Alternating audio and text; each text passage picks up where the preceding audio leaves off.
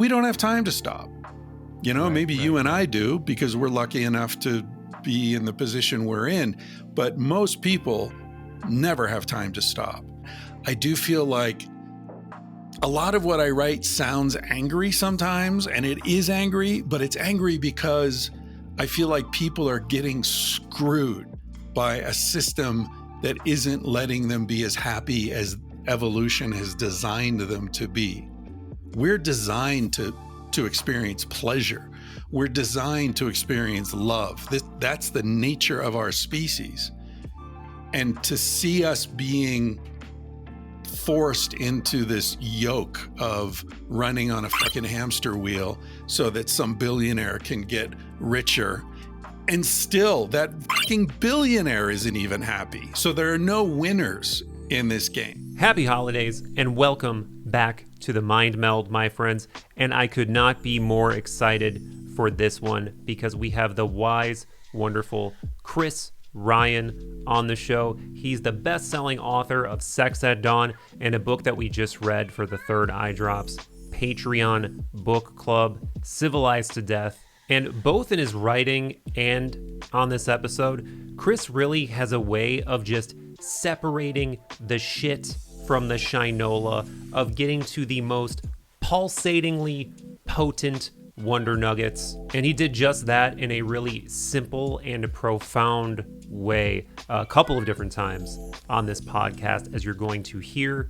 In this one, we riff a lot about the soul-sucking, coercive gravity of modern life, the struggle to just kind of escape the matrix of the rat race, the growing importance of reconnecting with the basic magic of nature and life in general, and disconnecting, at least from time to time, both the pitfalls and power of transformative psychedelic experiences, and really just so much more. But I will conclude my babbling on that for now. For all on Chris Ryan, go to chrisryanphd.com. There you will find his podcast, his writing, and more. And if you'd be so kind as to tickle that algorithm for me with a like and a sub, it really does help, as I am trying to climb the YouTube monetization mountain currently. Everything for Third Eye Drops is in the description as well, including that aforementioned Patreon page, via which we gather for patron-only hangs. We riff on a patron-only Discord server. You get rewards. It's fun. Patreon.com/Third Eye Drops. And with that, my friends, let's pass through the portal with the wise, wonderful Chris Ryan. Like I was just telling you before we recorded, we just finished reading Civilized to Death in my patron book club, so it's all fresh on my mind, and I have many rabbit holes I would like to explore with you. Great. So the first thing is, like, I think the general sort of feeling of the book, like a lot of what you do feels kind of rebellious and countercultural to me, which I think is why I like you and resonate with you, because I grew up like playing in punk bands and just generally not understanding why all of the well-worn paths in life appealed to people. But I feel like the message underneath that is actually a very kind of sweet message in a way, because a very core part of your argument in this book, I feel like, is arguing against this idea that human beings have some sort of innate selfishness, like that we're like society is the only thing standing between human beings and our own self-destruction, because we're just, just selfish animals. And you give so many examples of this, like you argue against the famous Dawkins argument. You talk about this like Hobbesian lie, as you call it. And have you ever thought about that it's sort of like a bit of a sweet message? Yeah, I think you're right to identify that. It's like any sort of accurate description of my perspective on life would have to be, it's almost like a Russian doll, right? Like, I think I'm an optimist contained within a pessimist contained within an optimist, contained within Yeah. a pessimist, and I don't know at what level you stop, but yeah, I think that's accurate. I feel that I would even add a layer to what you were saying, which is that individually, we are selfish animals, just like all animals are selfish, because all animals, all living things prioritize their own survival, right? That's just sort of baked into the reality of biological life. But the fact is that we are a species for whom individual survival opportunities are maximized by being part of a community, Right. right? That's what we do really well. That's why we've spread all over the globe, because we're very good at taking care of each other and optimizing our individual capabilities and sacrificing to some extent our individual interests for the greater good. Because in the end, when you take that greater good and divide it up by the number of individuals, we pretty much all end up ahead, you know? No hunter gatherers, none of our ancestors lived alone, right? Everybody was interacting with other humans, at least at a very minimum to reproduce. But survival depended upon being part of a community for our species pretty much forever. And so yes, there is a selfish impulse. Anyone who's ever raised children knows they can be selfish little bastards, right? But Oh, part yeah. of raising children is teaching them life is better if you let other kids play with your toys, because then you can play with their toys and you want to have friends, and life is better with friends. And, there's this beautiful expression in Africa: the best place to store extra food is in your friend's stomach. And I feel Oh, like yeah, that yeah. sums it up so beautifully, because, you could listen to something like that on the surface level and say, oh, that's just about being a nice person.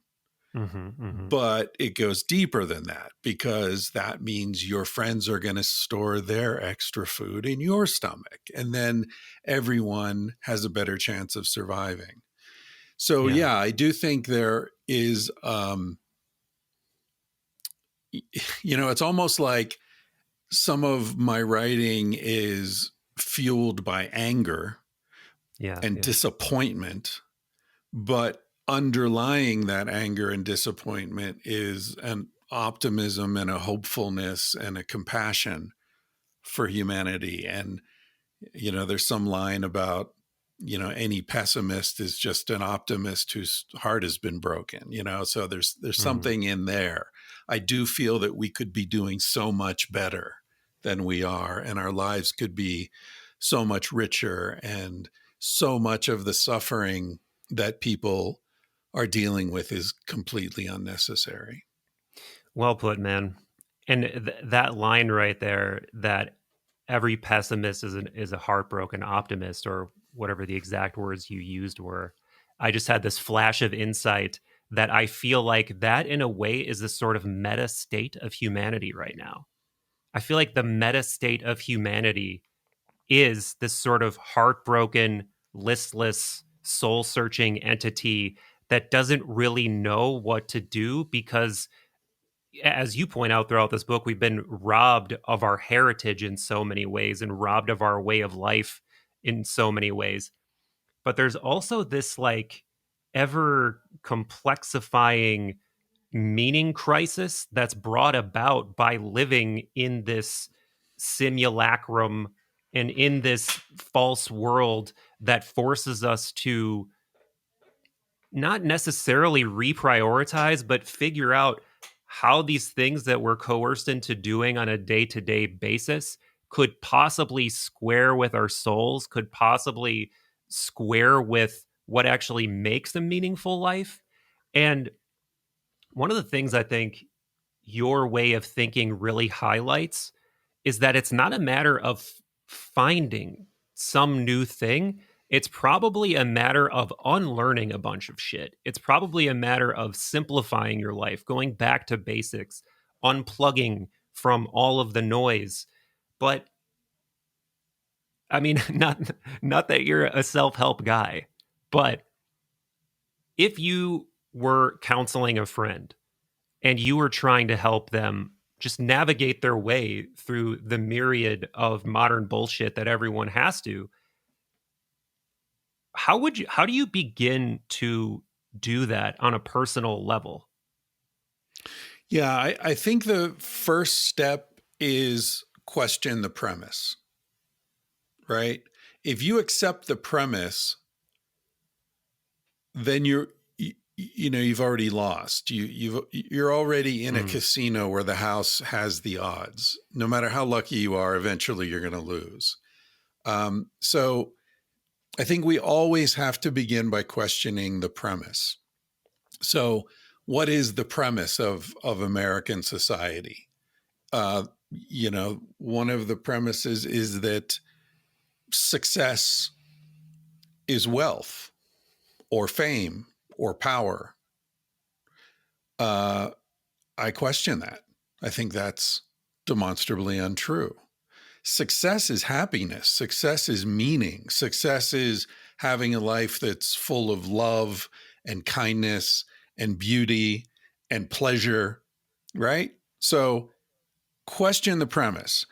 You don't need to go out and make tons of money or have the hottest wife or the richest husband or the biggest truck or the biggest house or the question all that bullshit and take it back to very basic realities. What actually matters?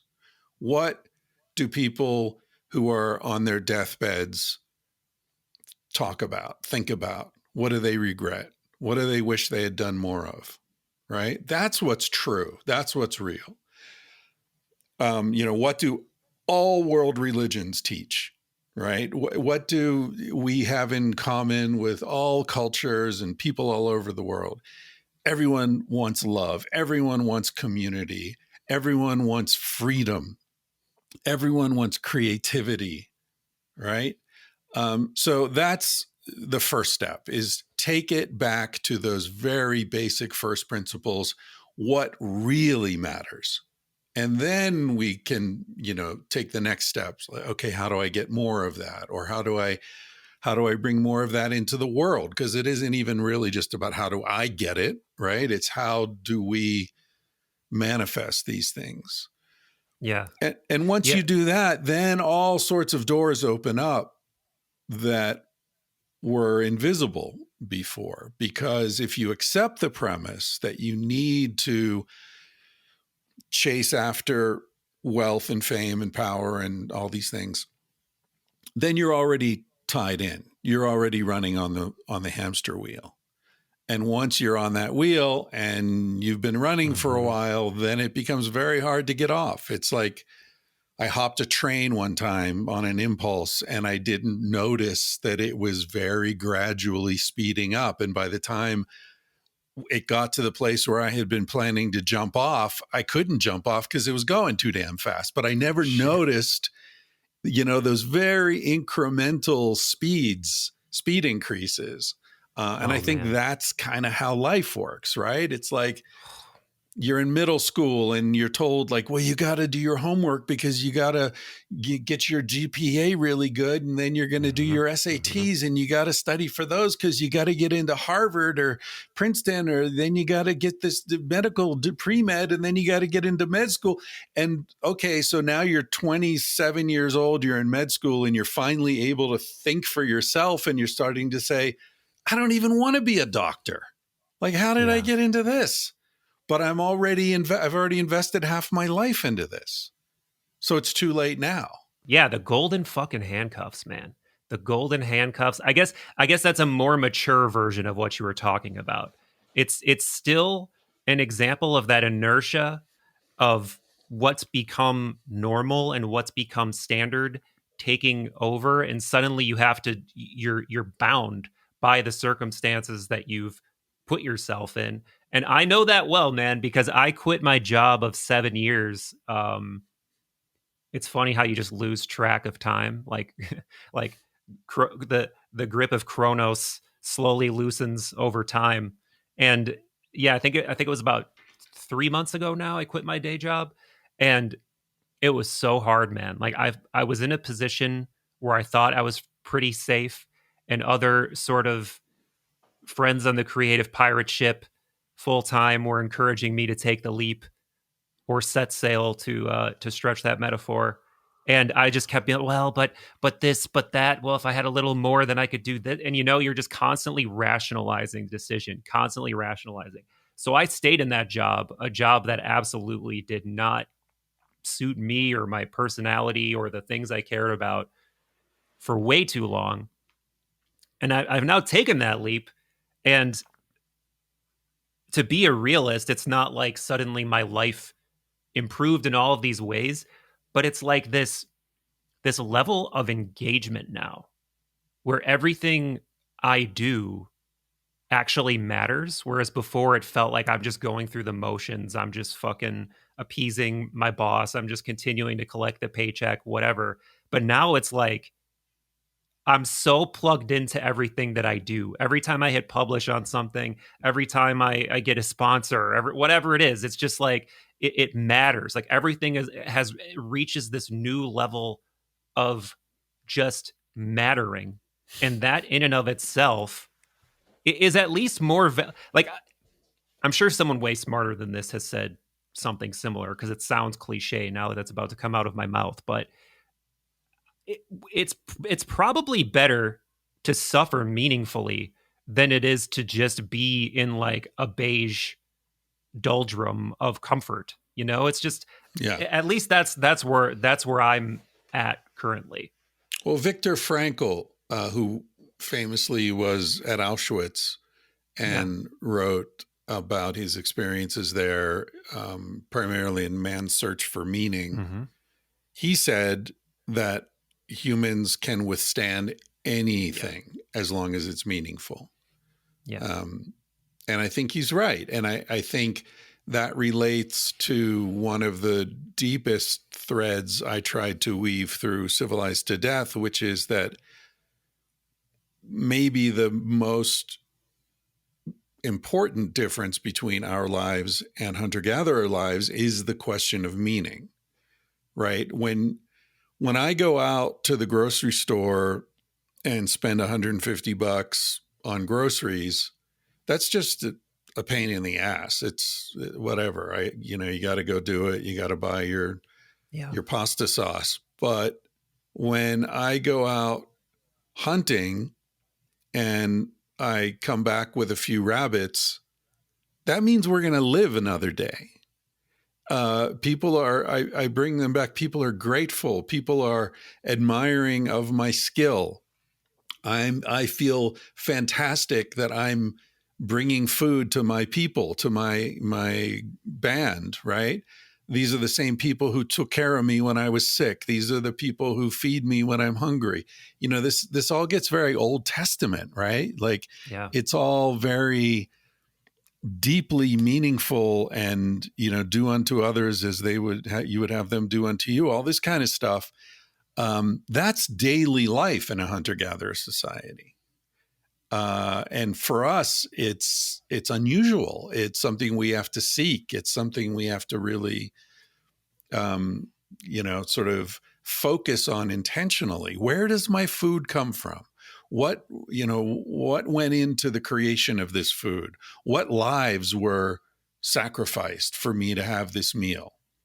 Right? Like Yeah. that's something, maybe some people hold hands and, say the prayer before they eat. And that's a way of reminding them that this stuff doesn't just Yeah. fall out of the sky. There's a lot that goes into this. But nobody needs to remind hunter-gatherers that everything they eat is significant and meaningful. So I think it's like, it's like a micronutrient that we need as a species, that we evolved consuming every day. And it's kind of like our diet. Now we have tons of food, but a lot of us are actually nutrient deficient. because that food is grown artificially, it's grown industrially, it doesn't have anywhere near the nutritional content of food that's foraged, that grows in the wild. And so we're suffering, we're starving, but we are told we should be totally happy because we live in the land of abundance. We've got giant tomatoes from Chile, and we've got giant avocados, but we don't realize that these things, they look nutritious. They look like they should be satisfying, but something in our bodies is saying, no, I'm not getting it. I'm not getting what I need. Yeah. And so it creates this confusion and suffering. And I think that, that's true both literally and metaphorically. So we can apply Yeah. that same kind of image to our sex lives, to our work lives, to our physical health, our mental health, our sleep, raising children. You can just sort of look at every aspect of modern life and say, yeah, it looks great, but there's something very important missing Yeah, yeah, from it. yeah, yeah, yeah, yeah, yeah. Man, the monocropped, overly swollen, perfect produce might be like the perfect metaphor for modern life in some ways. I never really thought about that, but it's so true. But that it's just vacant of some kind of core quintessence that we can't quite put our fingers on. Yeah, that's a very astute observation. And this conversation about being intimately connected with where your food comes from is actually really fresh on my mind because just a couple days ago, I've slowly been getting acquainted with the guy who owns the gym that I go to. He's probably around my age. And we started having a little bit deeper conversations recently because I told him, like, yeah, I just quit my day job. I do a podcast, blah, blah, blah. So he actually only eats food that he hunts. And this is Mm, like not a super new thing for him, but maybe within the last 5 years, if I remember correctly. And it had just been, I think, bow season. And I had gotten back from Thanksgiving and I saw him for the first time in a while. And he's like, yeah, I just went hunting. And he sort of had a look on his face that was, I could tell there were thoughts happening. And he brought up the fact that, like, men, you know, it just doesn't get easier. Like, it doesn't get easier killing deer. Like, I always feel like after I haven't done it for a while, it's like, whatever. But when I killed these deer, like, you could see that he was having mixed feelings about it. And I'm like, man, I think that's the perfect place to be, right in right. those mixed feelings, because it means you're intimately connected with the reality of what you're doing, what it means to kill a being to sustain your own life. And if everybody was doing that a little more deeply, man, I think that would have an immense ripple effect on the well-being of humanity. And I know not everybody can hunt. I'd be a hypocrite. I don't hunt. But in being in that weird place of ambivalence, like philosophical ambivalence about what you're doing, how you're sustaining your life, you're so plugged in, you're so mindful, you're so aware of what things cost and how things work. And modern life has given us the ability to just detach from that and live in this weird little simulacrum pocket of hyper egoism that's just an absolute, I guess, weird side effect of this overabundance, of this overly ripe monocropped fruit civilization that we live in.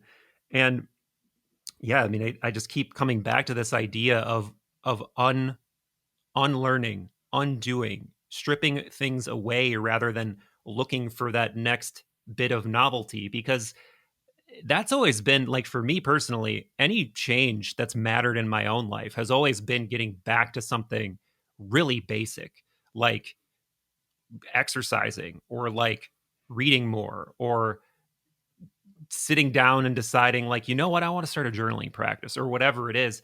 And it's always something that seems sort of basic or cliche from the outside, but then once you start instituting it as a practice, it really does more deeply engage you with your mind. It more deeply engages you with your life.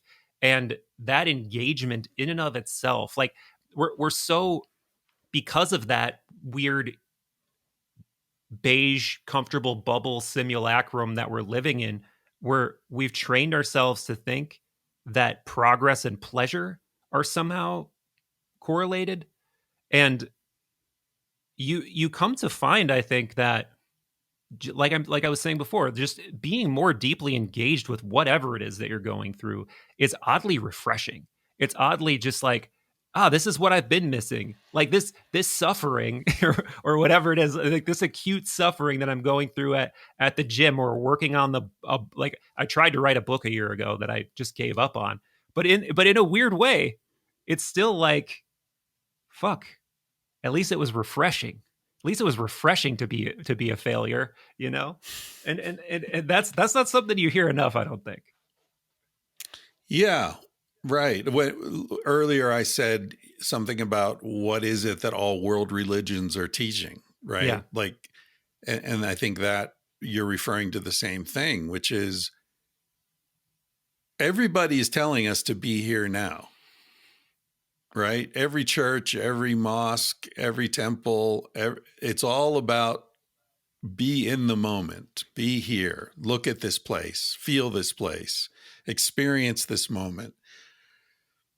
And whether you're trying and failing to write a book, or you're learning a new musical instrument, or you're putting on headphones and turning off all the lights and listening to Dark Side of the Moon one more time, or you're, making love with someone and you're totally focused on what's happening in that instant.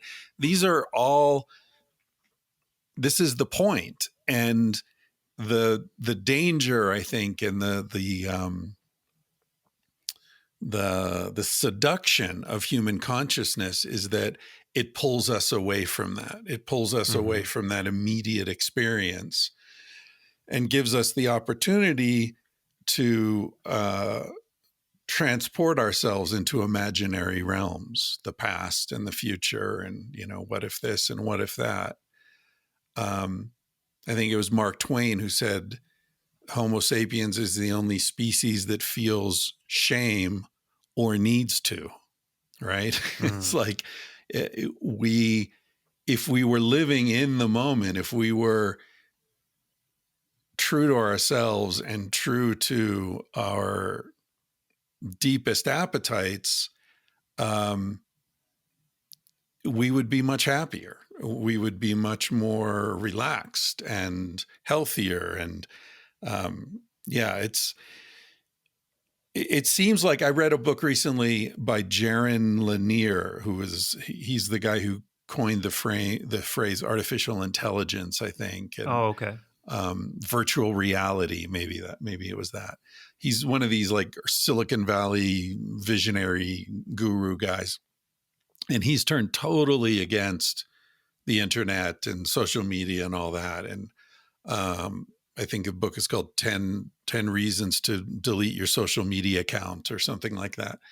And his point in that book, his central argument is this stuff is designed to parasitize your attention. Everybody, it's not about money anymore. It's about human attention. It's eyeballs and clicks and all that. So everything is designed to distract us.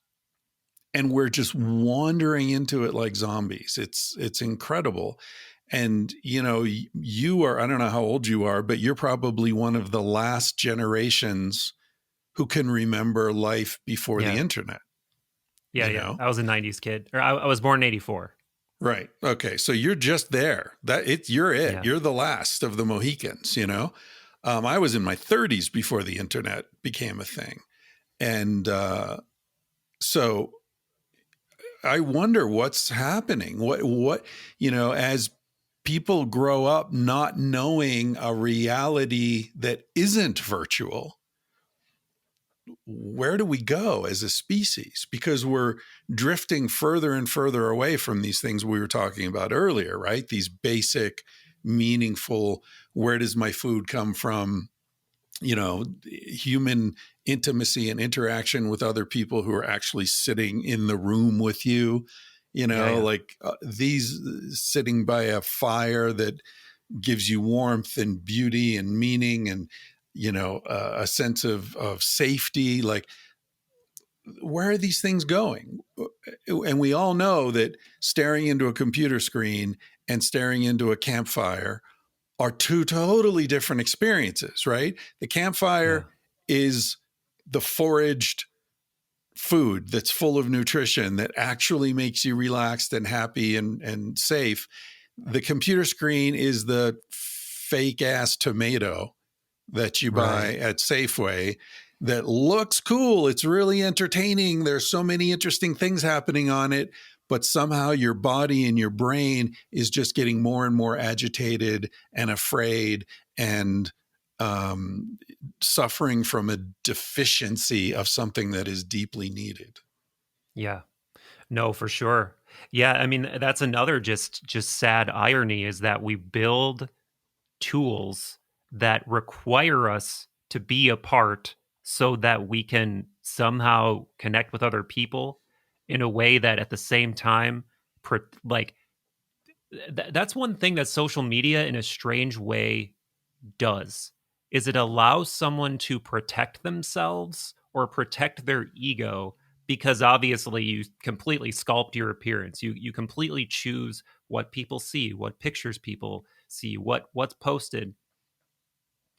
And that in and of itself, I think exacerbates this issue of shallow connection because you're not showing the wounds. You're not actually building deep relationships that require that wound to be integrated into the relationship. It's like as Mm. soon as you're friends with somebody for longer than like, you know, where they can see the real you come out in an uncomfortable moment or obviously this happens in every romantic relationship where you see the the the the sculpted ego of the person when you first meet them and then you see the real version of them begin to leak out in uncomfortable moments. And social media is completely designed to just never show that, right? Unless somebody has like a public meltdown or something. And that again is like another version of this just like GMO overgrown tomato thing. And I'm totally guilty of it, man. You think I post pictures where people can see like my unflattering angles or my zits or fuck no. I do the same thing. I just posted pictures of AI art rendered of myself that make me look handsomer and cooler and whatever many times over than I really am. So I'm part of the problem. I'll be the first to admit. But I think at least if we can acknowledge that and understand that these simulated connections are not a replacement for real connections. And let me say, I think you can make very deep connections through technology, dude. Like, I mean, my life has been truly transformed by doing hundreds of episodes of podcasts and having conversations with people like you and building a community. But it's always in the going deeper that the real rewards and juice lie. Like some of the best shit that's come out of this show is me having like a conversation with two other Patreon patrons where we're just talking about battling depression. Like Mm. one of my patrons has tried all of these different things, and man, like that changed like my week having that conversation. But that's the stuff like you got to like navigate through the simulated bullshit to get to the real nuggets of soul and of truth. And that's one of the great things about podcasts. I mean, you whoever's ticking marks on a wall for every time a podcaster has jerked themselves off about how great podcasts are, you can put another one on the wall. But I'll put but one up for me too. yeah. But that's one of the great things about it is that think about just the power of a context where you don't even need to say it, but to come to the table talking about deeper issues, talking about your like, this meaning making process, talking about wounds, like just being expected to show up with that is a very powerful thing. And that's one of the great things about it is that whereas social media is kind of encouraging you to show up perfectly sculpted, podcasts, at least ones like this, are sort of like encouraging you to show up wholehearted. And just creating spaces like that is something really important. And that is one thing that does keep me a little bit optimistic about possibilities with technology. But you bring up psychedelics toward the end of the book, and I can't believe we've gone 34 minutes into this conversation without me bringing it up. But I used to think that this psychedelic revolution, renaissance, whatever, would be the thing that would sort of collectively wake people up or force us to reprioritize or shuffle the values deck or whatever. But now I just think it's more of everything. I just think it's going to be more of everything in both directions until some kind of either crazy Terrence McKennian singularity happens, or there's just a totally unforeseen thing pops out of the dialectic and then everybody's attention goes to that. But I don't know, like that's where I'm lying these days. Is like, no, it's not awakening or sleeping. It's not going to be apocalypse or evolution. It's going to be everything. It's just going to be everything more and more and more and more until some element of reality fundamentally breaks or something. I love your vocabulary, man. I've never heard thank you. Terrence McKennian used as an adjective before. Hey, yeah. But it should be. I mean, come on. So many things are Terrence McKennian, Yeah. Yeah. I think we could just call this age that the Terrence McKennian age in a lot of ways. McKenny, and we are Terrence McKennians, or Dennis McKennians, as the case may be. I had Dennis on my podcast years ago. Me too, actually. Yeah. He's an interesting cat.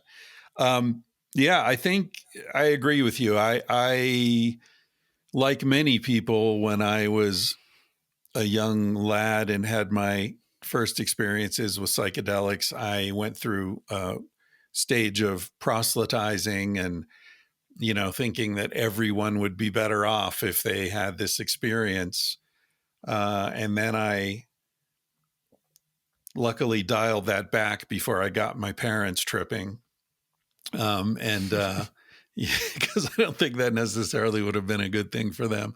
But, and at this point, I just spoke a year or so ago in this psychedelics conference that was took place in Las Vegas, of all places. And I felt like that kind of encapsulated the state of affairs, right? I thought if psychedelics could, 30 years ago, I thought if psychedelics could just spread through the world, then they would save the world somehow. And now 30 years later, they're legalized in the United States, more or less in some places. And, I'm speaking at a conference in Vegas full of vendors and, charlatans and instant shamans and, people trying to make millions of dollars and venture capitalists and all this same bullshit that always happens, right? Rock and roll was a threat to society until they figured out a way to make money from it. And then it was just another commodity. Same thing with punk rock, same thing with, Robert Mapplethorpe and porn and whatever it is that you think is going to break down society and, restructure, realign the powers that be. The powers that be just figure it out and meet the new boss, same as the old boss. Yep. Are you familiar with the baby Hermes cattle stealing myth? I don't think so. No. It's one of my favorite myths because it's somehow perfectly identified this exact cyclical phenomenon that you're talking about, of there being some, what you can fill this energy in with, or you can fill this vessel in with whatever energy. There's the rebellious upstart countercultural thing that is, from the establishment's point of view, threatening, scary, novel, and then that thing breaks all the rules, right? but then somehow through breaking all the rules, it finds itself being part of the established order. And this is essentially what happens in that Hermes cattle myth. I'll tell it again because I want to get Chris's take on this, but um, it's definitely something I've talked about before. But so the myth goes that Hermes, as a baby, he was a bastard son of Zeus, had a fully formed, very advanced intellect when he was an infant, and he decided he wanted to eat meat one morning. And he's like, well, if I'm going to eat meat, I want the best meat. And the best meat was the sacred cattle of Apollo. So he goes to the sacred cattle of Apollo, like herds them, has this whole crazy master plan, sacrifices a bunch of them to the gods, including himself, which was like a huge sacrilegious act, eats the sacred meat, all of this stuff. And Apollo is, a lot of people think of him as the god of the sun, but really he's sort of like the god of light and illumination because he's directly plugged into the mind of Zeus. So it's supposed to be like nothing gets past him. Like he has the all-seeing eye essentially, and he's somehow being fooled. He's somehow like being thrown off the trail by this young, godling basically who's actually a bastard. And he eventually catches him, brings him in front of Zeus. Is like, I know you did this. I'm going to prove it to you. I'm going to prove it to Zeus, and you're going to be fucked. So instead, Zeus thinks it's hilarious, and he knows it's his son, obviously. So he's like, oh man, this is funny. And him and Apollo, I don't remember the exact dialogue, but they kind of eventually just squash the beef, pun intended. And then I think depending on the version of the myth, Apollo like actually gives him the caduceus and gives him the symbol of being, of Olympus. And he eventually becomes an actual ensconced god of Olympus through doing these defiant acts. And I feel like every time I see something really novel emerge and everybody's getting really bent out of shape about it, I'm just like, oh, here we go. Watch this in 10 years. In 10 years, this is going to be cliche. Like it happens over and over and over again.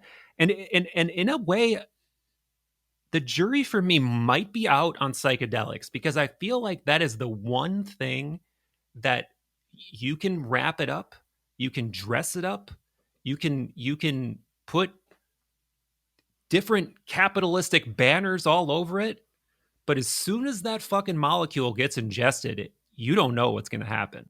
Like you don't know what's going to come through. It might just be the essence of the trickster destroying your ego for 6 hours, and you can't walk away from those transformative experiences unchanged. And for me, like a core part of that experience has always been just laughing at how fucking stupid capitalism is, and like laughing at how dumb these possessions I've accumulated are and the things that I am preoccupied with are. So I still hold out hope that although people think they can somehow sell psilocybin like it's a deck of Pokemon cards or something, like I still hold out hope that's the one thing that can't be corrupted fully. Yeah, I share that hope. Um, Although I have to admit it is being corroded, uh, Oh yeah. as I see what's happening. But um, I feel like, unfortunately, it's very difficult in Western society to maintain a respectful relationship with anything, really, because of the way the society commodifies everything and packages it Yeah. and cheapens it. Um, and, we've seen it happen with religion and with sex and with food. And, like, I don't know, I can't think of a realm of human existence that hasn't been cheapened and drained of meaning. So, psychedelics, I agree with you. There's something inherently subversive Yeah. about Yeah. psychedelics, right? Which I think is why they've been demonized for so long, because there is something in the experience with psychedelics that I think encourages us, if not demands of us, that we question the premise, right? Getting back to the beginning of our conversation.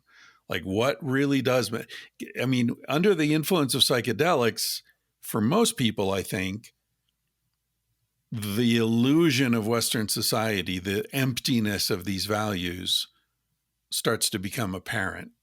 Yeah. And we have this experience of like, oh my God, this is a waste of time. This is nonsense. What am I doing? This is not truly meaningful. This is a charade. These people are all pretending. There is that kind of insightful shifting of perception, but I worry that even that can be corrupted and weakened. And there's, what is it that the Steve Bannon says? Like the political technique that they use in that sect. I don't even want to call it the right or the left, because those terms don't make sense anymore. But flood the zone with bullshit, right? So Yeah. you just distract people with so much nonsense that who's got the time to disentangle it all and figure out what's real and what isn't real. And yeah, it's difficult, but I agree with you. I think there is something, especially with something like DMT or some overwhelming experience Yeah. where Yeah. Yeah. Yeah. it's not a gram of mushrooms where you can kind of take it or leave it. It's like Yeah. your fucking face is being blown apart. There is something about that that's kind of hard to ignore. So Oh who God. Yeah. knows? Who knows Oh if God. that's Yeah. going to save us or not? Yeah, and I think that's where the insight, the McKennian insight, actually, of the don't diddle the dose, that he would say, like he would say, just like Well, you got the fucking voice too. That's yeah, great. just take the 5 grams, melt your face, and really understand the gravity of what you're dealing with here, because this is not some way to just like connect with your body and like, oh yeah, I feel warm and ha ha ha, that's so funny, I just want to laugh and laugh. No, like it is an ego death, and ego death is not a comfortable thing. Like it's been, we say, I think that phrase has like kind of a sexy air to it now, but ego death looks like peeing your pants sometimes. And I know that from experience. It's not a sexy thing. It's an actual erosion of everything that you think you are, and whatever else comes absolutely rushing in a cataclysmic way, in at least psychically, for a little while, and Yeah. being the victim of those waters, and just seeing how minuscule you are and how stupid and trivial everything that you think is important is a I guess is also refreshing. Which is another thing that doesn't sound refreshing, but it's absolutely refreshing in the same way of what I was talking about before, where like failure is refreshing, suffering is refreshing. Like, and that's why I think these things, especially like you're saying, in large doses, can be so powerful, because you need to be refreshed fully to understand what it means and what the gravity of it is. But at the same time, man, you can go too far. You definitely can go too far, and you can go beyond what I think is is positive. I've definitely done that too. So it's Well, a it's and an act. It's a also, balancing act. and it's also a question of compatibility, right? Like, not everyone should turn to psychedelics for these sorts of insights.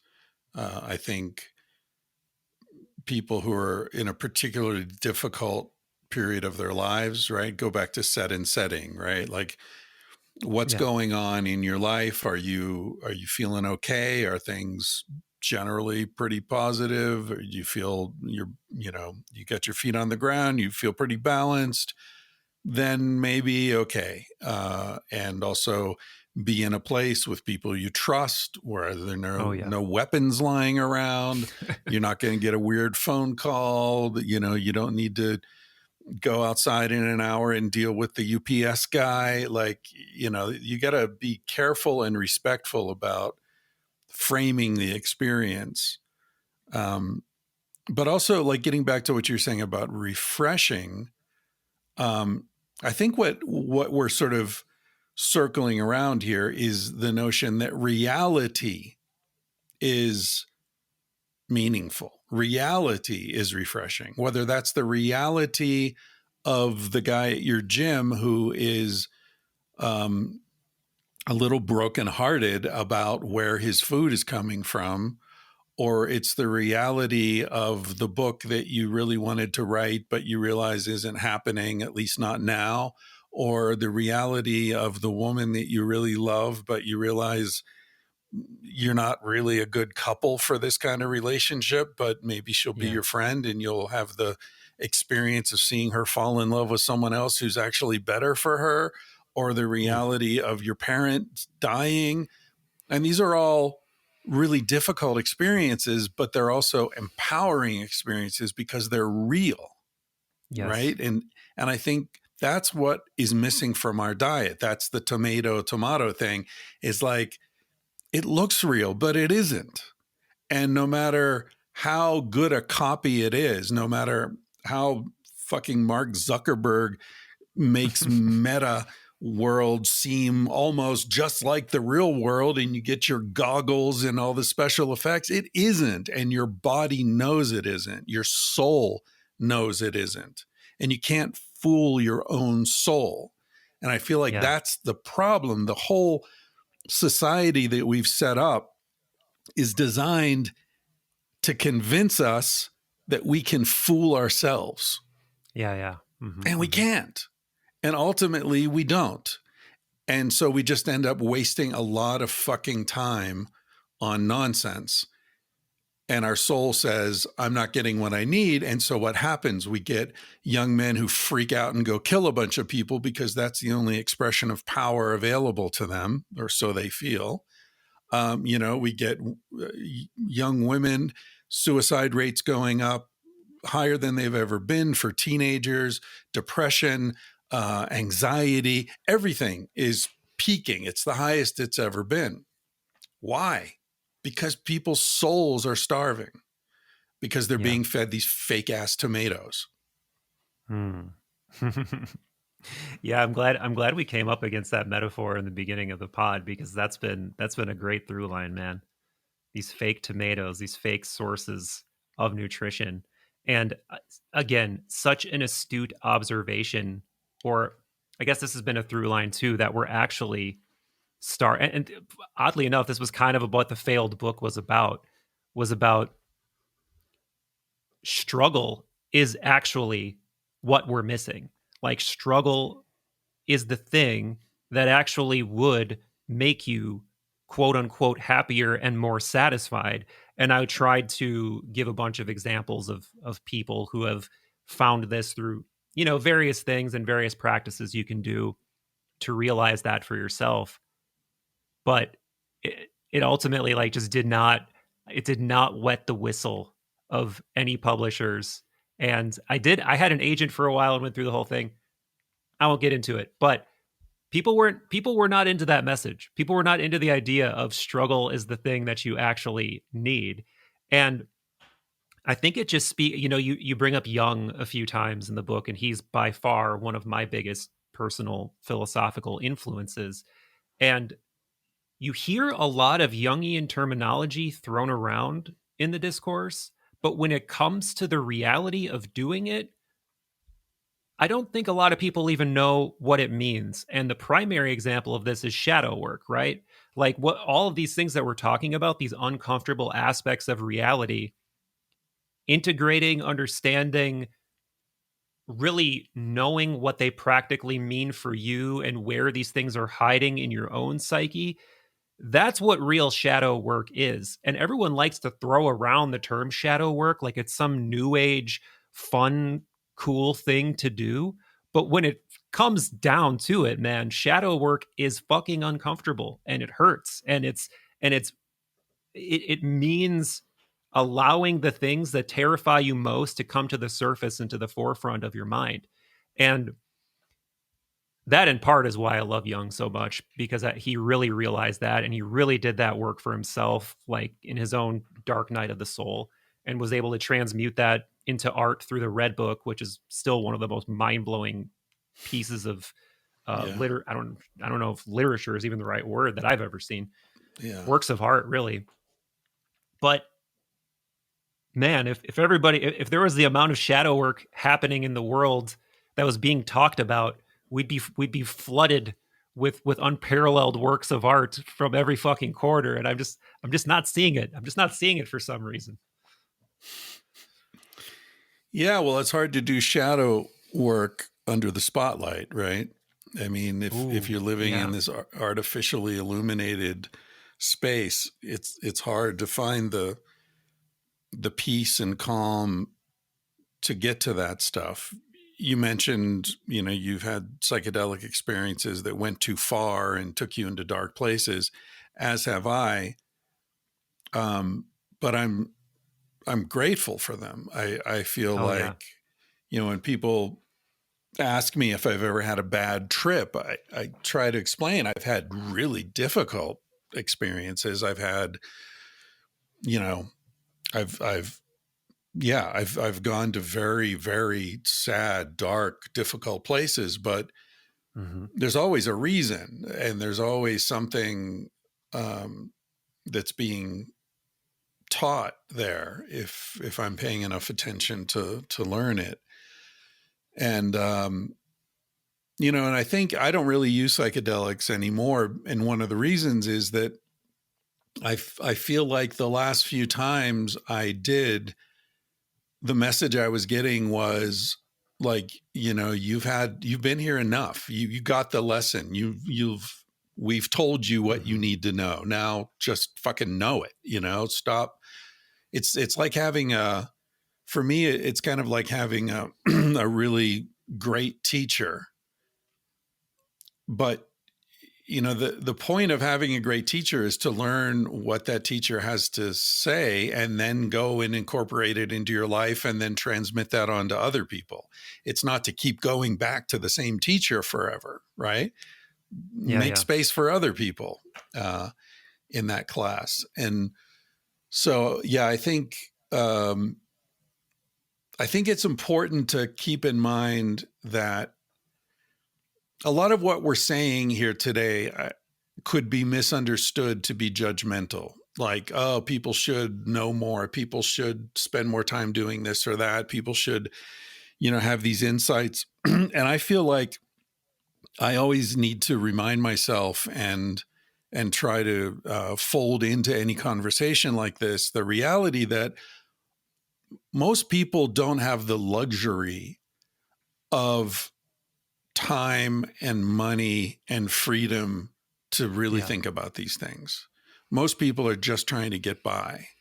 They've got kids, they've got a mortgage, they've got a relationship they're trying to keep together. They've got sick parents, they've got their own health issues. And I think it's kind of like, we were talking about before, fake societies tend to demonize things like psychedelics precisely because they don't want those insights. They don't want people to have the opportunity to look back and say, oh, wait a minute, this is all bullshit, right? I'm going to tune in, turn on, and drop out, as Timothy Leary said. And I think it's the same, particularly in American society, where the culture keeps us running so fast that we never have time to stop and say, wait a minute, am I even running in the right direction here? Is this even what I want to be doing? As long as they keep you running, you graduate from college and you're already in debt. Are you fucking kidding me? It's like being born in debt. You haven't even started yet and you're already locked in. And so When do people have the opportunity to step back and say, okay, they say if you get lost in the woods, the first thing to do is stop, right? Don't panic. Stop, think, relax, think about where you've been. What direction is the sun in? Where's south? Where's east? Stop. We don't have time to stop. Maybe you and I do because we're lucky enough to be in the position we're in, but most people never have time to stop. And so I just want to, sort of make sure people understand that where we're coming from is not a place of judgment. It's a place of compassion. And certainly in Civilized to Death, getting back to the very beginning of this conversation, I do feel like a lot of what I write sounds angry sometimes, and it is angry, but it's angry because I feel like people are getting screwed by a system that isn't letting them be as happy as evolution has designed them to be. We're designed 100%. to experience pleasure. We're designed to experience love. That's the nature of our species. And to see us being forced into this yoke of running on a fucking hamster wheel so that some billionaire can get richer, and still that fucking billionaire isn't even happy. So there are no winners in this game, Yeah. That just drives me crazy. Yeah, man. Yeah. That story that you told about the old boss you had that spent his days trying to extract precious materials from hearing aids was a fucking hilarious example of that. And maybe that's not what the billionaire is doing, but look at what Elon Musk is doing right now. Elon Musk is trying to resurrect a dying social media platform, arguing with people all day while his other businesses that could actually positively impact the world are dying on the vine. It's I don't know, man. I feel like the rat race leads to a lot of places, and none of them are, oh, look at that, I found my soul and I found the meaning of my life. It leads to more simulated problems on top of simulated problems that you're either giving yourself or someone else is coercing you into dealing with. But so really, just all really well said, man. Really well said. And I got a couple more questions for you before we wrap it up. One, I had a patron tell me that I needed to ask you, speaking of psychedelics, about a trip that you had where you got stung by was it a scorpion? Yeah. Yeah, but that's a long story. And it's not a story that, that I like to, repackage, as a miniature thing, because it was a very meaningful moment in my life. But anyone who really wants to hear the whole story, I told it on the Risk podcast, and they it's a really well done podcast. Kevin Allison is the host, and they encourage you they ask you questions and sort of shape the story, edit it, add sound effects, and do a whole production of it. It's really nicely done. So if people want to hear the whole story, they can go to the Risk podcast and just search my name. I think The Sweet Hereafter is the name of the episode. But basically, I was in Guatemala, and I climbed to the top of the Jaguar Temple in Tikal to watch the full moon rise. And my girlfriend and I had taken some acid before we climbed up there, and we sort of timed it so that we'd be peaking when the sun set and the moon rose, and we're up above the jungle tree line, and yeah, I got stung by a scorpion, and then shit got really weird. So that's wow. I mean, I get to go a little further. A Guatemalan guy came up, and he was the night guard. And we asked him, hey, are the scorpions dangerous around here? And he said, yeah, they're lethal. So I thought I was dying for a few hours and had some. Ooh, sounds like ayahuasca. Yeah, yeah, no, I've had some ayahuasca experiences, but it wasn't like that. It was, that was something special. I mean, they're all special. Well, let me hike you a little bit of an audible then. Um, in these spaces, it's psychedelic spaces, when your perception of reality is so altered and you're confronted with different perceptions, different thoughts, potentially encountering other intelligences or perhaps archetypal parts of your own psyche, what do you think is going on? Do you think this is reducible to neurochemistry, period? Or do you think there is a larger psychical reality a la Jung? Do you think there really is like a shamanistic reality of foreign beings that you're gaining the ability to sense? Have you settled on that? I, I try to maintain some sort of intellectual humility in the face of transcendent experiences, meaning that I think the human brain is only capable of certain limited perceptions, and there are, by definition, many things beyond our capabilities, right? Um, and that's obvious. That's utterly obvious to anyone who pays attention to anything, right? It's like you look at a rock and you say, oh, that's a rock. But a geologist looks at that rock and says, that's a metamorphic rock that formed 2.7 million years ago, and has been underwater for 500,000 years, and sees a whole story there that you don't see when you just look at it. So the world is full of information and full of depth and nuance that we're missing completely. So I feel like with psychedelics, it slightly expands the weave of the filtering net that we have that filters out all sorts of stuff, right? And so it's not that suddenly we're able to perceive everything. It's just that suddenly we're able to perceive a little bit more. And the lesson in that is not now I'm a fucking guru or, I think the problem a lot of people have is that instead of experiencing ego death, they experience ego inflation because they think now I've had this incredible insight that normal people haven't had. And therefore I'm, an exalted being or some shit like that. The real lesson is, wow, I just experienced 1% more than I used to experience, which means there's infinitely more out there that I'm still missing, that I'll always be missing.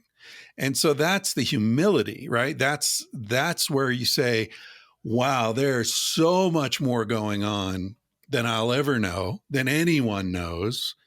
And so I don't think it is reducible to neurochemistry. I think it's like the window we're looking through gets cleaned a little bit and a little bit more. And we're like, wow, I see colors out there I didn't see before.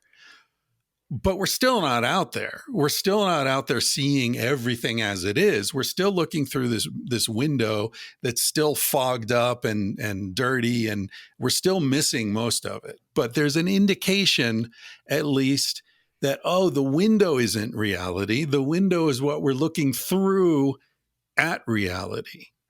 So that's the lesson.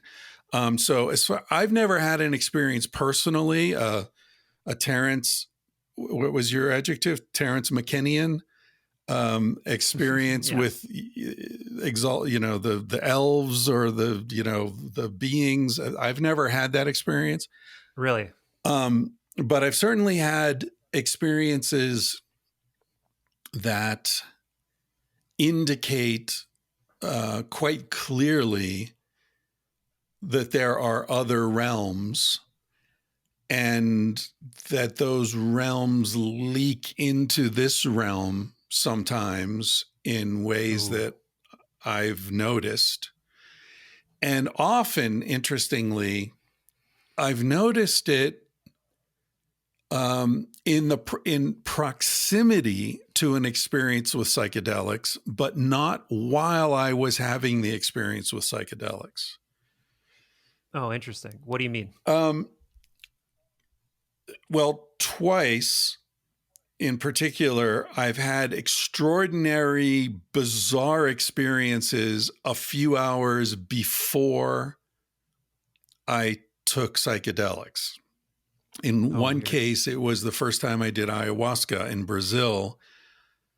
And I knew I was going to be taking ayahuasca a few hours later. And I had this bizarre experience that I didn't even know was bizarre until a week or two later when someone explained to me like what had happened. And then the other time was in Mexico, where I was just walking down the street. And again, this is a long story. I've told these stories, by the way, also on my own podcast, Tangentially Speaking. There's a series. I've got hundreds of episodes at this point, and some of them I call Toma episodes, which stands for talking out my ass, which is just me telling some story that happened to me back in the day when I was in India or whatever. And so I've told this. I don't think I told the first story, but I've told the second story on a Toma. But in essence, the story is I was walking down a street in Zacatecas, Mexico, and I ran into these guys that I had met years earlier in Chiapas, way down in southern Mexico, Mexican guys. And it was just this totally like, holy shit, what a bizarre coincidence to run into you 7 years later or whatever it was. And they were like, where are you going? And I said, oh, I'm going to the bus station. I'm, going to Guadalajara. And they were like, no, come with us. You got to come with us. And they had these bags, these canvas bags they were carrying. And I went back to their pension and I was like, what's up? Why do I need to come with you? They said, well, we just came down from the desert where we've been gathering peyote for the last 3 days. Oh, wow. And that's what's in these bags. So clearly you are meant to be here and do peyote with us. Like, because they call peyote el maestro, the teacher, right? And so they're like, el maestro quiere que estás aquí con nosotros. And like, the teacher wants you to be here with us. And so that was pretty weird, right? Like, if I'd run into them and they were just on their way to the fucking hardware store, okay, it still would have been weird, but no, they just came down from the desert and had bags of peyote with them. So that kind of thing. Like, I didn't even know that was going to be happening, but there it is, So I mean, things like that make me feel like, there's stuff going on, and there are points of contact between the realm we're in and these other realms. And so we get insights into that occasionally. Yes. I'm with you, and I'm tempted just to launch into a story of my own, but I just told you before we started recording we'd wrap for about an hour, so I don't want to keep you longer than I promised. You should Mr. do Chris a Ryan. Toma episode on your podcast, because that's what happened with me. When I started doing the podcast, I'd be having this conversation with someone, and then it would be like, oh, that's like when I was in India and I got robbed and blah, blah, blah. And then like I'm telling a story for 15 minutes, and then it's like, shit, I had this guy on my podcast and he's just sitting here listening to me tell a story. Right. So I started feeling bad about that. So I said, okay, I'll set them apart and just do those independently. And yeah. So how many episodes of your podcast have you done? Oh, I've got like over 300. So Oh, cool. It's been going for six or so years, pretty much. Something along those lines. So you're OG. I guess. It's like one of those things where on one hand I'm proud, and on the other hand I'm like, I should be so much further along than I am. It's just it's the constant rubber band of self-congratulation and self-hatred that I guess becomes an Ouroboros of whatever reality is when you attach them together.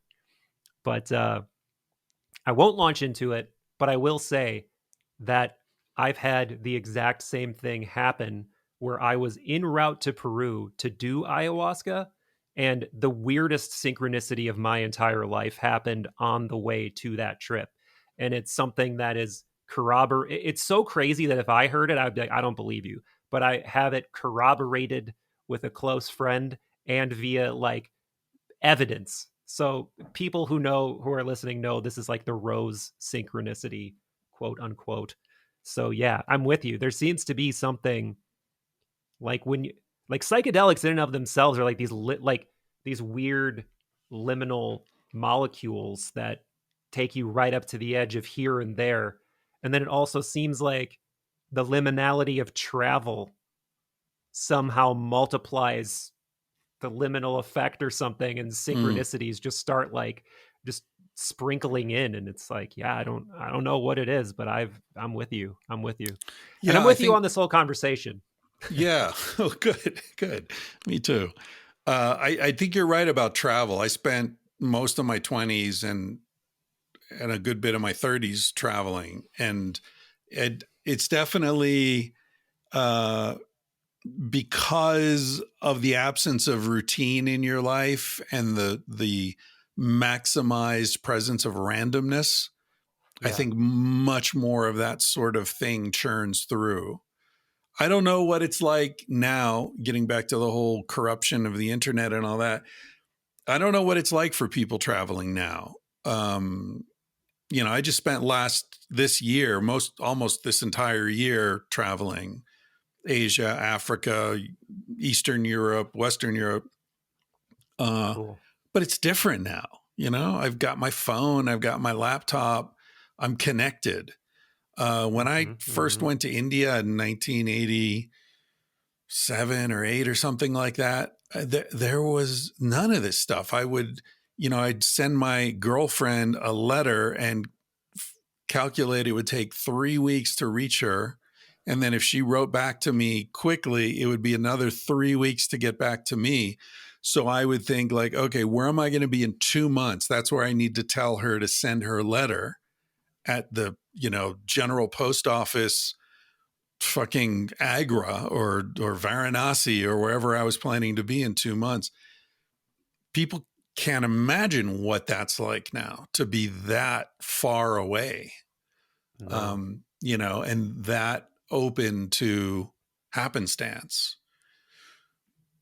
So yeah, I don't know if that's true. I guess my point is, I don't know if travel still swings wide the doors of perception in quite the way that it did when I was doing it.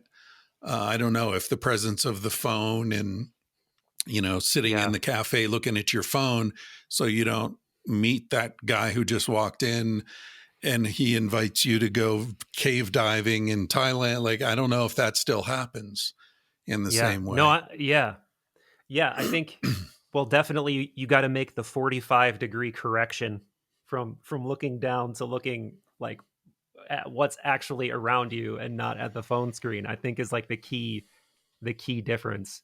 But man, I could talk to you all day, Chris Ryan. This has been super. You had like a really nice clean ending about 15 minutes ago, and then I just fucked it all up and asked you to tell a lot more stories, but that's the way. We'll just edit all this other stuff out. Never. Is there anything you want to, I know you have the Substack. Anything else you want to tell people about? No, all my stuff is there at chrisryan.substack.com.